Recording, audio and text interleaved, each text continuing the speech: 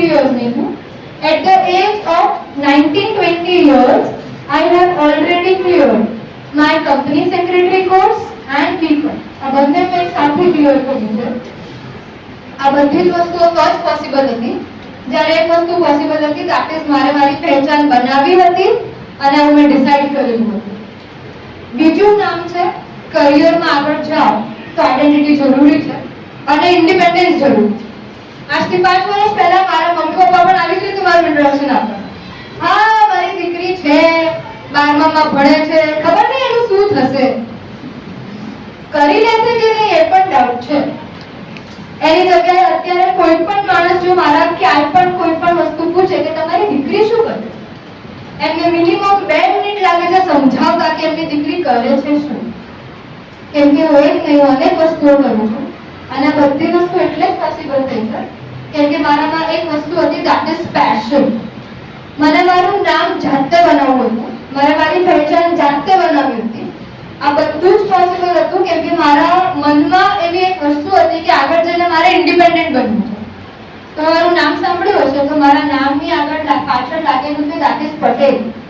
તમને ખ્યાલ હશે કે પટેલ ફેમિલીઝ જે હોય એમાં 2 જ વસ્તુ હોય, જલ્દી ઉંમરમાં લગ્ન કરાવવા એન્ડ સેકન્ડ શું કામ છે નોકરી કરી, શું કામ છે કંઈ પણ કરી. આપણે કંઈ પણ વસ્તુ જાતે પણ કરી શકીએ છીએ, આપણો ધંધો છે, આવી જશે ખુરશીમાં બેસવાનું. પણ આ બધું તો મારા પપ્પાનું કરેલું હતું, આ બધું મારા દાદાનું કરેલું હતું. મારું નામ, મારી પહેચાન, મારી ઇન્ડિપેન્ડન્સનું શું?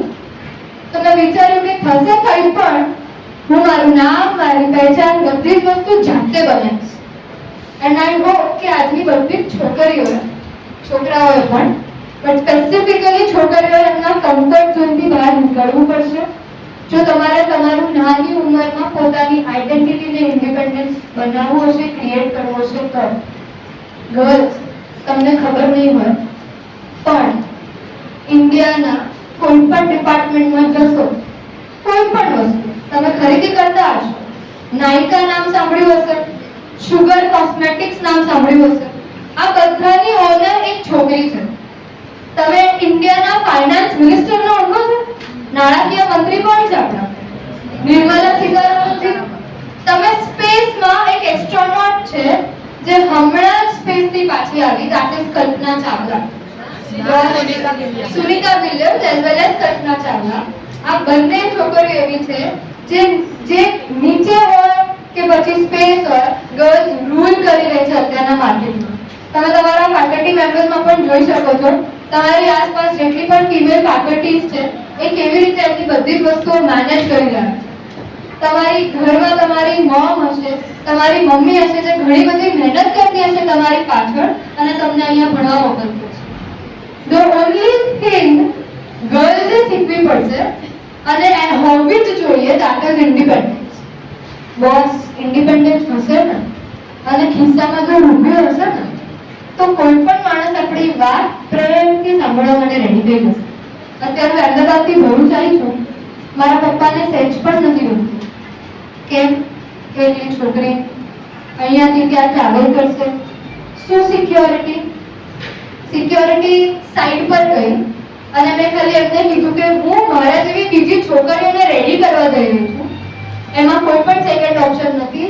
હું અને મારી સાથે બીજી 2 ટીમ મેમ્બર્સ છે, એકનું નામ તમે જોઈ શકો છો that is પૂજા ગોર લખ્યું છે, બીજા મારા પણ એક મેમ છે that is મુસ્કાન મેમ. અત્યારે અહીંયા અવેલેબલ નથી, એ ભરૂચમાં બીજી સંસ્થાએ છે, પણ અમે 3 એકલી છોકરીઓ બસમાં અને ટ્રેનમાં ટ્રાવેલ કરીને આવી છે જસ્ટ બીકોઝ જેમ અમે અમારું ફ્યુચર સિક્યોર કર્યું છે એમ તમે પણ તમારું ફ્યુચર સિક્યોર કરી શકો. પણ આ બધા માટે એક વસ્તુ જોઈએ છે that is કમ્ફર્ટ ઝોનની બહાર આવવું પડશે. તમે નામ સાંભળ્યું હશે Mahendra Singh Dhoni, boys MS Dhoni, Thala for a reason, આવું બધું સાંભળ્યું હશે? ગર્લ્સ તમે MS ધોનીનું નામ સાંભળ્યું છે? હા કે ના? ક્રિકેટર છે આપણો. તો MS ધોની રાંચીમાં રેલવેમાં ટીસીમાં કામ કરી રહ્યો છે. એની જોબ સિક્યોર નથી એના પપ્પાના પ્રમાણે. ક્યાં કરતા હતા? રેલવે ડિપાર્ટમેન્ટમાં જોઈન કરવાનું, ગવર્નમેન્ટ ડિપાર્ટમેન્ટ છે, પૈસા આપશે, પૈસા આપ્યા પછી એની જોબ, એની લાઈફ, એની ફેમિલી બધું સિક્યોર હતું. પણ એને તો એનું પેશન જોતું ને, એ પેશનને પૂરું કરવા એ રાંચીથી ઘણી બધી પ્રેક્ટિસીસ કરીને અત્યારે તમે જોઈ રહ્યા છો કે એને એની પહેચાન કયા લેવલ પર બની. તમે વિરાટ કોહલીને પણ ઓળખતા હશો. પહેલા એનું નામ હું યુઝ્યુઅલી આવી રીતે લેતી હતી વિરાટ કોહલી, પણ મેં એની સ્ટોરી સાંભળી જ્યારે એનું ઇન્ટરનેશનલ ક્રિકેટમાં સિલેક્શન થવાનું હતું. એક સાઈડ એની સિલેક્શનની મેચ હતી એન્ડ એક સાઈડ એના ફાધર એક્સપાયર થઈ ગયા હતા એવા એમને ન્યૂઝ મળ્યા. એમની જગ્યાએ આપણે હોત તો કેટલું રડતા હોત. એ રડતા નહોતા. એ ત્યાં ગ્રાઉન્ડ ઉપર જઈને બે ચોકે બે છક્કે મારતા હતા. એના લીધે આજે એનું નામ આઈ કેન પ્રાઉડલી સે કે ખાલી વિરાટ કોહલી નથી, હવે એને આપણે એકચ્યુઅલીમાં કહી શકીએ છીએ વિરાટ કોહલી. એનું કારણ કમ્ફર્ટ ઝોન.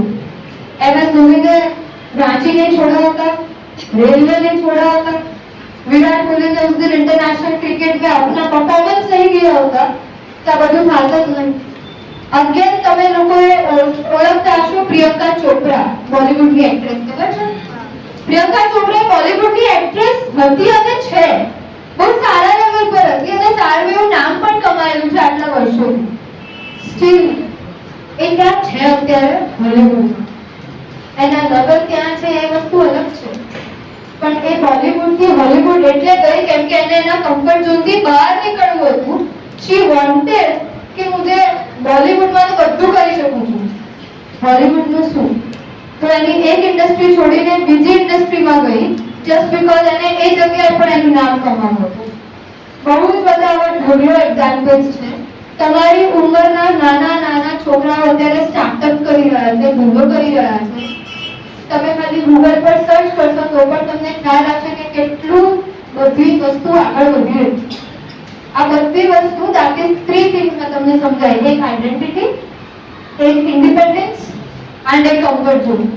આ બધાથી બહાર નીકળશો તો શોર્ટ ટાઈમમાં સારું કરિયર સિલેક્ટ કરીને સારું રેકગ્નિશન, પોસ્ટ અને મની કમાઈ શકશો. પણ આ ત્રણ વસ્તુનું સપનું અગર જો નહીં હોય તો માય ડિયર ફ્રેન્ડ્સ તમે લોકો આગળનું લાંબુ નહીં ટકી શકે. તમે ભરૂચમાં રહો છો ને, આ ભરૂચ જે છે ને એ આખો ઇન્ડસ્ટ્રીયલ એરિયા છે. તમે નાનપણથી લઈને અત્યાર સુધી એક જ વસ્તુ જોઈ હશે, ધંધો ધંધો ધંધો ધંધો, ધેટ ઇઝ બિઝનેસ. તમારા ઘણા બધાના ફેમિલી મેમ્બર્સ મોટી મોટી કંપનીમાં કામ કરતા હશે. આખું ભરૂચ મોટી મોટી કંપનીથી ભરાયેલું છે. તમે લોકો પોતે કઈ ફિલ્ડમાં છો? કોમર્સ. કોમર્સ ફિલ્ડમાં રહીને બિઝનેસ વિશે તો તમને ખબર જ હોવી જોઈએ. આ જે ધંધો છે એ બહુ જ મોટી વાત છે. ધેટ ઇઝ તમે જે કપડાં પહેરો છો, તમે જે ફોન વાપરો છો, તમે જે ખાવાનું ખાઓ છો, તમે જે રીતે એક જગ્યાએથી બીજી જગ્યાએ ટ્રાવેલ કરો છો, આ બધી જ જગ્યાએ એક જ વસ્તુ છે, ધેટ ઇઝ ધંધો. બિઝનેસ છે તો કોઈ પણ કન્ટ્રીનું ડેવલપમેન્ટ છે. પણ આ બિઝનેસીસ બનાવવાના કેવી રીતે, આ બિઝનેસીસ આગળ ચલાવવાના કેવી રીતે. તમે લોકો સ્ટોક માર્કેટ નામ સાંભળ્યું છે? હેલો, હા કે ના? તમને ના પડે બોલવાની? બોલો. સ્ટોક માર્કેટ નામ સાંભળ્યું છે? શેર માર્કેટ નામ સાંભળ્યું છે? સેબી નામ સાંભળ્યું છે? આરબીઆઈ નામ સાંભળ્યું છે? આરબીઆઈ આપણી બેંક. આ બધી જ વસ્તુઓ એક માણસ સૌથી સરસ રીતે હેન્ડલ કરી શકે છે.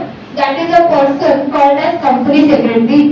તમારામાંથી ઘણા બધા લોકો એસપીસીસી સબ્જેક્ટ લીધો હશે. એસપીસીસી એ સબ્જેક્ટ છે 12th વાળાઓને જલ્દી ખ્યાલ આપ્યો હશે. એસપીસીસી જે છે that is all about company. Company શું છે, કંપની કેવી રીતે બને છે, કંપની શું કરી રહી છે, કંપનીને સલાહ આપનાર વ્યક્તિ જે છે that is company secretary. Company secretary એવો માણસ છે જે કંપનીને ઇન્કોર્પોરેટ એટલે કે ખોલે છે. કંપની સેક્રેટરી એક એવો માણસ છે જે કંપનીને વાઇન્ડિંગ એટલે કે બંધ કરાવવાનું કામ કરે છે. કંપની સેક્રેટરી એક એવો માણસ છે જે કંપનીનો આઈપીઓ લઈને આવે છે. તમે આઈપીઓ નામ સાંભળ્યું છે? આઈપીઓ લાવનાર વ્યક્તિની પાછળ એક માણસની સાઇન જોઈએ, that is company secretary. Company secretary ક્યાં ક્યાં કામ કરી શકે છે? કંપની સેક્રેટરી મ્યુચ્યુઅલ ફંડ નામ સાંભળ્યું છે? બધા ક્રિકેટર એડવર્ટાઇઝ કરતા હોય મ્યુચ્યુઅલ ફંડ સહી હે. તો મ્યુચ્યુઅલ ફંડની પાછળનો જે માણસ છે that is company secretary. Insurance, LIC નામ સાંભળ્યું છે? એલઆઈસી ના જે પ્રીમિયમ કેલ્ક્યુલેટ થાય ને એ કેલ્ક્યુલેશનની ગણતરીની પાછળ પણ કયો માણસ હોય છે? Company secretary. કાયદો જ્યાં જ્યાં આવે ત્યાં બધી જ જગ્યાએ કંપની સેક્રેટરી વચ્ચે આવે. મેમ અત્યાર સુધી અમે એવું સમજ્યું છે કે અકાઉન્ટ સારું હોય તો સીએ લેવું જોઈએ, અને જો થિયરી સારી હોય તો તમારે લેવું જોઈએ સીએસ. તદ્દન ખોટી વાત. કેવી રીતે હું પ્રૂવ કરું? મારી જે 12માની માર્કશીટ છે એમાં મારા માર્ક્સ છે અકાઉન્ટ્સમાં 97. 97 લઈને આવ્યા મેમ, તો તમે સીએ કેમ ના કર્યું અને કેમ સીએસ કર્યું? હવે 97 મેં કેવી રીતે લાવ્યા મારું મન જાણે છે. તમે ગુજરાત બોર્ડમાં છો, તમે ગાલાની વર્કબુક સોલ્વ કરતા હશો, ક્યાંક ને ક્યાંકથી આગળ જઈને કરવાના હશો. જે બુકમાં સમ આપ્યા છે એ બેઠે બેઠા આટલા વર્ષોથી પૂછાય છે. મેમને ખાલી આવડતા હતા, મેમને એક્ઝામમાં એ જ દાખલા પૂછાયા, મેમની પહેલી વખતમાં બેલેન્સ શીટ ટેલી થઈ ગઈ અને ભૂલથી મેમને કેટલા આવ્યા? 97. મારા ઘણા બધા એવા લોકો હતા રિલેટિવ્સ ને મારા પપ્પા પોતે એક કામ કરીને સીએ કરી લે, ધંધામાં કામમાં આવશે. મેં કીધું પણ મને અકાઉન્ટ્સ આવડતું જ નથી. જો હું ભૂલથી અકાઉન્ટ્સ કરી લીધું હોત મારા માર્ક્સ પ્રમાણે, હું તો ડૂબી જ ગઈ હોત. મેં જે કંપનીને હેન્ડલ કરી ને એ કંપની પણ ડૂબી ગઈ હોત જો મારા જેવી સીએ ત્યાં ગઈ હોત તો. કહેવાની વાત એ છે કે તમે ક્યારેય પણ તમારા માર્ક્સથી તમારું કરિયર જજ ના કરી શકો. બીજું બધું જેમ કે મેમ મારી બહેનપણી છે ને એ એલએલબી કરે છે. મારી મમ્મીએ કીધું કે નિષ્ઠા જે કરે એ જ કરવાનું, તો મેં એવું કર્યું. એ એલએલબી કરે છે તો મેં પણ એલએલબી કરી. મેમ મારો જે ફ્રેન્ડ છે ને એ જાય છે કોમ્પ્યુટરની ફિલ્ડમાં પીસીએ, અને મને ભાઈબંધ વગર ચાલતું નથી. તો મેં એને જે વિચાર્યું મેં આંખ બંધ કરી દીધું. તમારા આજકાલના બધા ડિસિઝન ઇન્ફ્લુઅન્સ બેઝડ હોય છે. કોકે જે કર્યું એ હું કરીશ, એ સૌથી ખોટી વાત છે. એક હવેથી ટૂંકો મારશે, તમે માનવાના છો? આન્સર ઇઝ નો. એ જેની જોડે લગ્ન કરશે એની જોડે લગ્ન કરવાના છો? Answer is no. તો તમારા બધા લાઈફના ડિસિઝન્સ કેવી રીતે કોઈના બેઝ પર હોઈ શકે? ઓલવેઝ તમારે ક્યારે પણ ડિસિઝન લેવા હોય કરિયરના, પોતાને પૂછો કે પોતે શું કરવું છે, તમને શું ગમે છે. ગમતી વસ્તુઓમાં વધારે કામ કરી શકશો અને વધારે કમાઈ શકશો. ન ગમતી વસ્તુ પછી એક પ્રોસેસ થઈ જશે. જેમ કે મારા માટે કંપની સેક્રેટરી એ મારું આઈડેન્ટિફિકેશન છે, પણ આવી રીતે સ્ટેજ પર આવીને બોલવું એ મારું પેશન છે. તો હું આ નહીં કરું તો મને નહીં ગમે. હું કમાઈ નહીં શકું અને મારી ફેમિલીને પણ ખુશ નહીં રાખી શકું, ઇન્ડિપેન્ડન્ટ નહીં થઈ શકું. Always decide what you want. તમારા ઘરમાંથી શું કહેવામાં આવે છે, બીજા શું કરે છે, તમારા બેસ્ટ ફ્રેન્ડ શું કરે છે, જવાબ તમારે શું કરવું છે? Follow your own dream.